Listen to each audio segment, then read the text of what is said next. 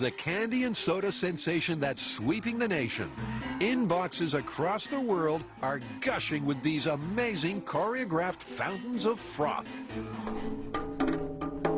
But Adam and Jamie are on a mission to determine the science behind the sizzle. Oh, that's a nice one, 10 feet. They've confirmed Diet Coke is the king of cascades, and now Adam must find exactly which ingredients are at work.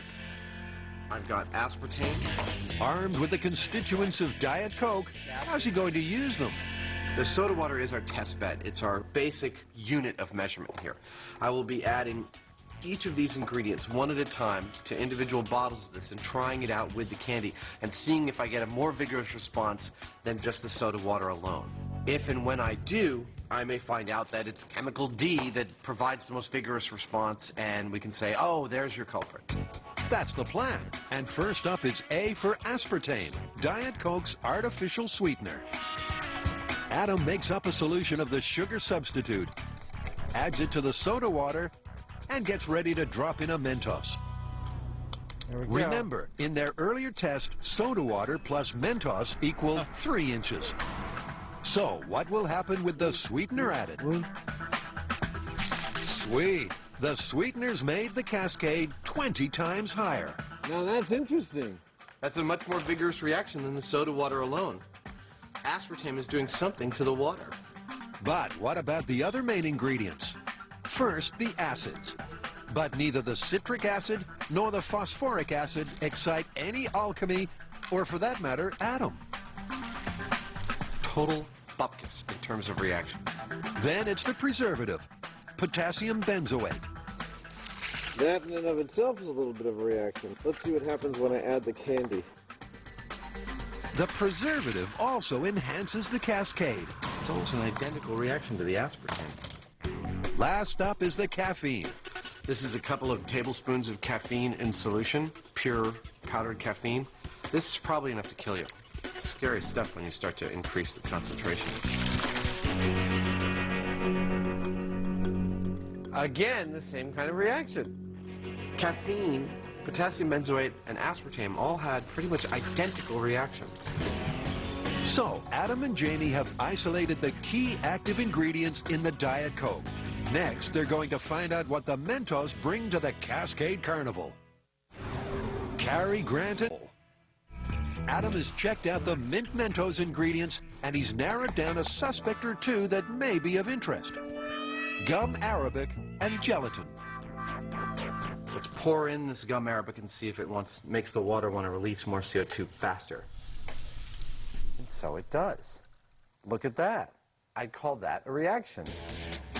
Sure enough, both of the ingredients cause bubbles to burst forth. But there must be more to the Mentos magic than that. The most common theory about what's going on in this reaction between the candy and the soda is what's called nucleation.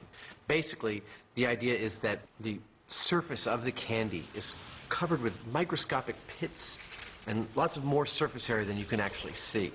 And each little pit, each little corner provides what's called a nucleation site, or a place where a carbon dioxide bubble can form and escape. Look at a Mentos close up, and it's like the surface of the moon. And that might be the candy key. Drop one in cola, and every tiny crater provides a site where a CO2 molecule can change to gas. Because Mentos are so pitted, the theory is that millions of CO2 bubbles are formed in a very short space of time. And because the candy sinks and this rapid release of gas happens at the bottom of the cola, you get that famous fountain. To test this nucleation theory, they're going to start with a control. One regular mint Mentos dropped in soda water. And sure enough, it gets the bubbly party started. Now, to do a comparison. These two candies are made by the same manufacturer, and as far as I'm aware, even using the same process. But the colored version of this actually has a glazing over it. It's a wax coating or a sealer that inhibits the nucleation process that the other one achieves quite readily. The shiniest surface should lower the nucleation sites, meaning less of an immediate eruption. That's not doing anything more than the wall of the plastic bottle itself.